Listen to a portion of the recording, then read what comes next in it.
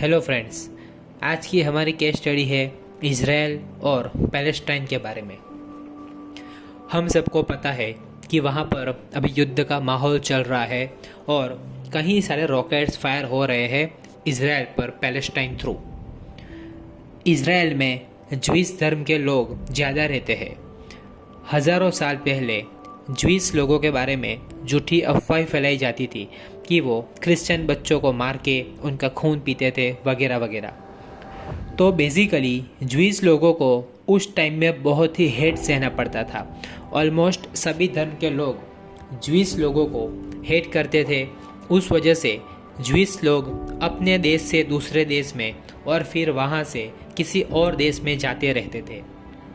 तब उनको एहसास हुआ कि अब कोई ऐसी जगह जाना पड़ेगा जहाँ पे ज्यूइश को सब सम्मान से बुलाए, या तो फिर एक अपनी खुद की कंट्री बनानी पड़ेगी जहाँ पर सिर्फ अपने लोग हो।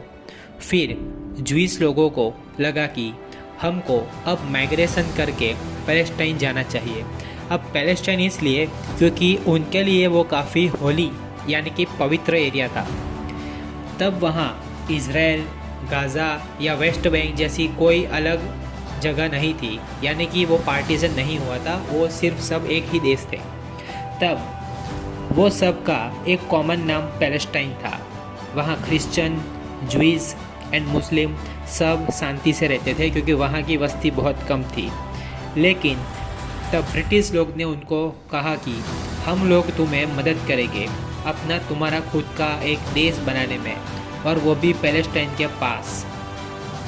लेकिन ब्रिटिश लोग ने वो सारे एरिया उन दोनों के बीच यानी कि ब्रिटिश और फ्रेंच के साथ डिवाइड कर दिया।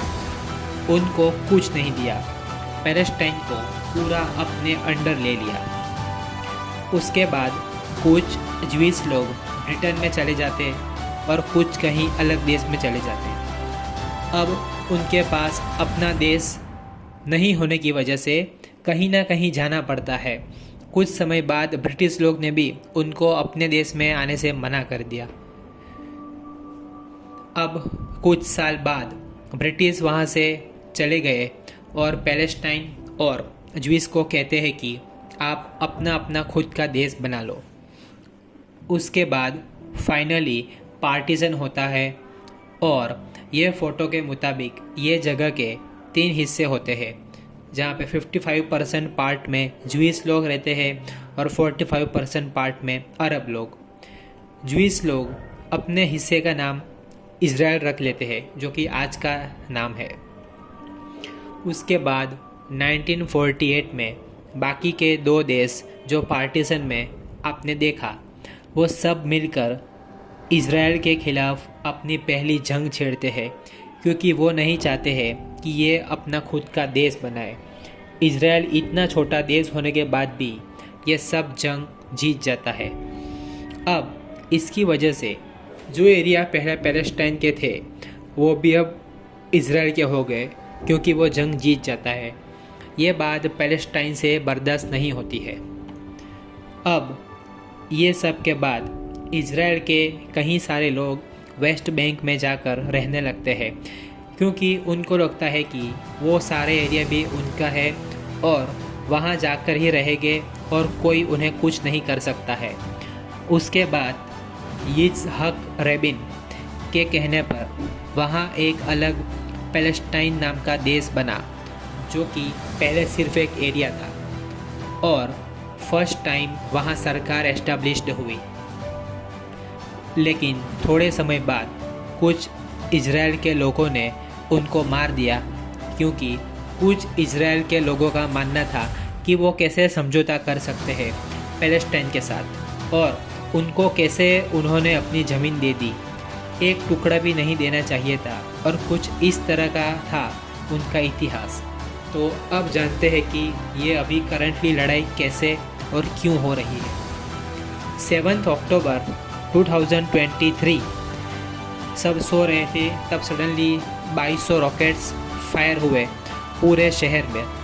हमास रॉकेट कहता है कि 5000 रॉकेट छोड़े गए थे। NBC न्यूज़ की रिपोर्ट के अनुसार इज़राइल की बॉर्डर को तोड़कर कहीं सारे पैलेस्टाइन्स अंदर घुस रहे थे।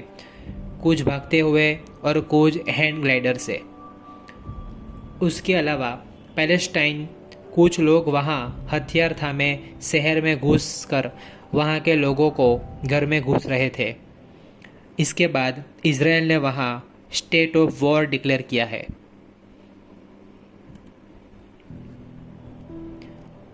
वहाँ पर जो गाज़ा स्ट्रिप है वहाँ पर हमास का राज है। Canada, European union, Israel, Japan, Australia, USA और यूके हमास को आतंकवादी संगठन मानते हैं। ये जो ब्लू पार्ट है वो बताता है कि ये लोग इजराइल के इतनी अंदर तक आ चुके हैं। इंडियन एम्बेसी ने वहाँ के लोगों को कहा कि इमरजेंसी में आप यहाँ कांटेक्ट कर सकते हो और ये ईमेल भी और फ़ोन नंबर भी साथ में दिया है। ये हमले का जवाब में इजराइल ने भी अपना ऑपरेशन तैयार किया है और अपनी आर्मी को तैनात की है। वहाँ के प्राइम मिनिस्टर ने कहा है कि वी आर एट वॉर। אזרחי ישראל, אנחנו במלחמה, לא במבצע, לא בסבבים, במלחמה. फिलहाल वहाँ की सरकार की हर एक घड़ी और सिटीज़न पर नज़र है। वहाँ के और दुनिया के कई सारे लोग कह रहे हैं कि ये सरकार को इस हमले के बारे में कैसे पता नहीं लगा। इजराइल ने जवाब दिया है कि इन्वेस्टिगेशन भी चल रही है। अभी ABC न्यूज़ की रिपोर्ट के अनुसार सरकार ने कहा है कि उन्होंने भी पैलेस्टाइन पर हमला किया है और वहाँ के कई सारे लोग मारे गए हैं। ये आपके सामने रिपोर्ट है।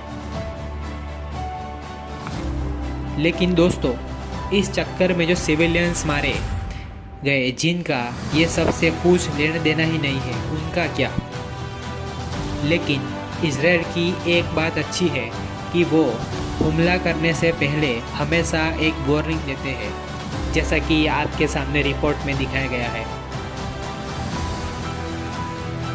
और ये सब में USA ने भी कहा है कि वो भी इजराइल को प्रोटेक्ट करने के लिए वो उनके साथ खड़ा है।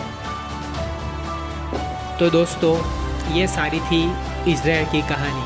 पहले मैंने आपको बताया उनका इतिहास कि कैसे पहले से पैलेस्टाइन और इजराइल दोनों पहले एक थे और फिर उसके बाद कैसे अलग हुए और अभी किस तरह से और किस कारण से उन दोनों के बीच वॉर चल रही है। और जो अक्टूबर महीने से वॉर जो शुरू हुई थी वो वॉर अभी तक जारी है और अभी पता नहीं है कि कब तक ये वॉर चलेगी।